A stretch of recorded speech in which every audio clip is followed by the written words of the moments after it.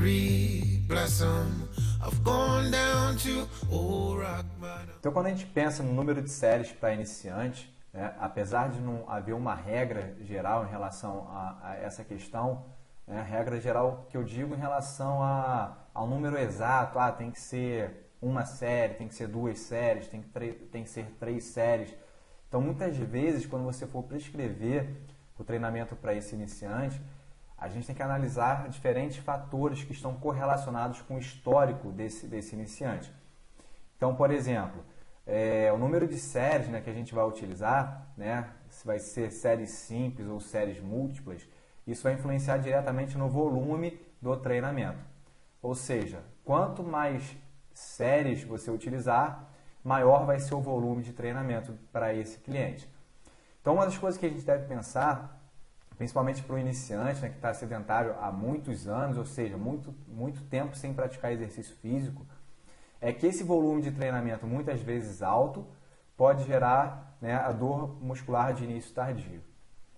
Então, quando a gente pensa em usar alto volume de treinamento e você teve um cliente que teve muita dor muscular, eu fico muito preocupado em relação à adesão desse cliente. Por quê? Porque às vezes a dor muscular foi tão intensa que esse cliente ele não volta, né, no dia que ele teria que treinar novamente.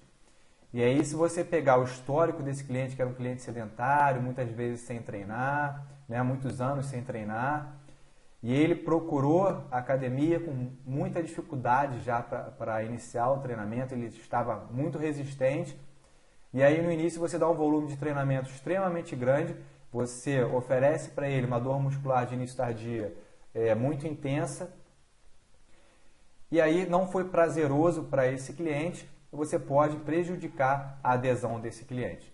Ou seja, por um erro, né, de cálculo aqui, por um erro às vezes de bom senso, você aplicou muitas séries, um volume de treino muito alto, você gerou dor muscular de início tardio para esse cliente, você alterou, né, afetou a adesão desse cliente. Ou seja, você perdeu um aluno por, às vezes, uma prescrição errada. E isso que a gente tem que pensar. Quando a gente pensa no indivíduo iniciante, muitas vezes na minha cabeça, o que funciona é aderir a esse cliente. É fazer com que esse cliente ele tenha sequência no treinamento. E aí, a partir de alguns meses, né, ou às vezes semanas ou meses, você vai começar a acrescentar a sua linha de trabalho. Você vai começar a direcionar para o que você acredita, para o que você estudou mais, né, para o que você acredita que tenha mais fundamento. Mas, inicialmente, eu acredito que a gente tem que reter esse cliente, certo?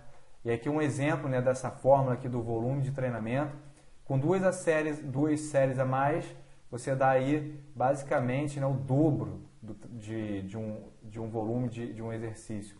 Ou seja, aumentando o número de séries, você aqui aumenta em demasia esse volume de treinamento. Então, a gente tem que ter muito cuidado com essa prescrição do volume, principalmente para o indivíduo iniciante, né? Que quanto mais sedentário ele for, né, menor será o volume que ele precisa de treinamento. Então, você progredir esse volume é extremamente importante para que você consiga ter uma boa adesão desse cliente inicialmente.